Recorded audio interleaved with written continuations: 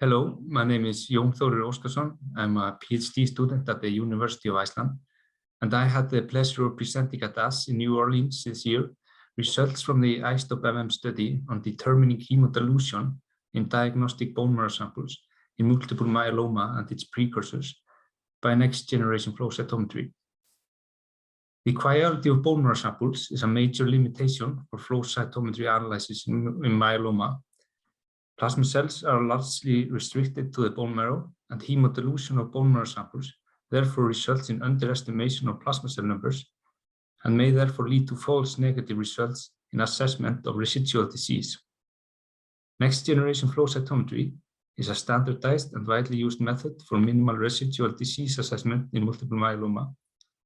The method allows for sensitive detection of clonal plasma cells based on immunophenotype, and additionally, the combination of markers used in next-generation flow cytometry allows for simultaneous evaluation of number of non-plasma cell populations, including bone marrow-associated cell populations not present in blood, and could therefore serve as an internal sample quality control. However, there is a limited information on the reliability of different populations as hemodilution markers, and a need for consensus approach for evaluating and reporting bone marrow sample quality in minimal residual disease assessment.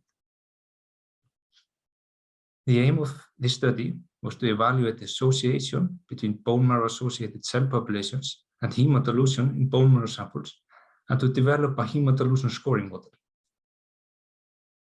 Participants were enrolled from the iStopMM study, a population-based screening study for multiple myeloma precursors, at a randomized trial of follow-up strategies. Next-generation flow cytometry was used to analyze 351 bone marrow samples from individuals diagnosed with MGUS, smoldering myeloma, and multiple myeloma. There is an inherent difficulty in evaluating bone marrow hemodilution, as there is no gold standard measure and a lack of pure bone marrow controls.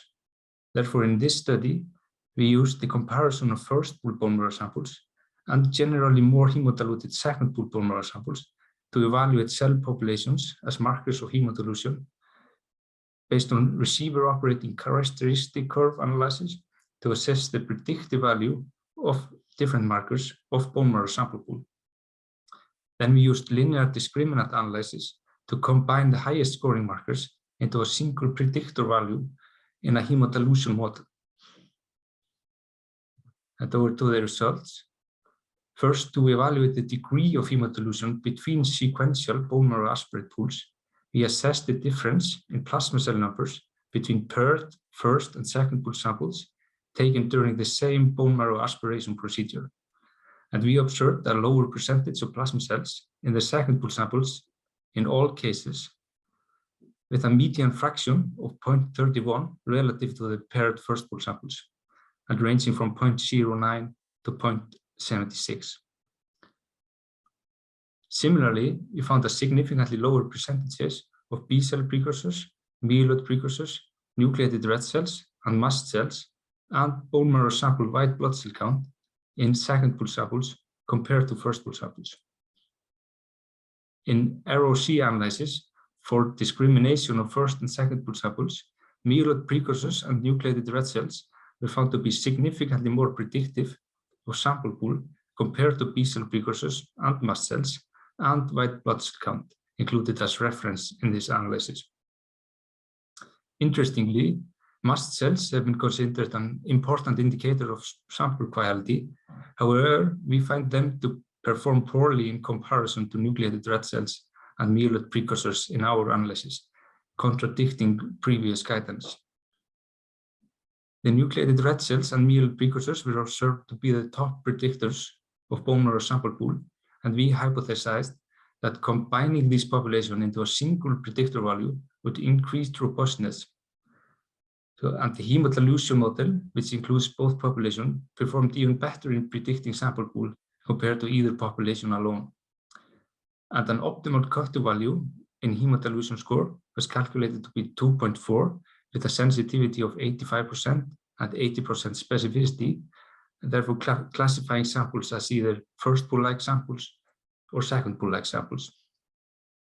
To evaluate the performance of the hemodilution model, we first introduced controlled hemodilution by manually diluting bone marrow samples with paired blood based on cellularity, and we observed a gradual decrease in calculated hemodilution score with increased proportion of blood cellularity.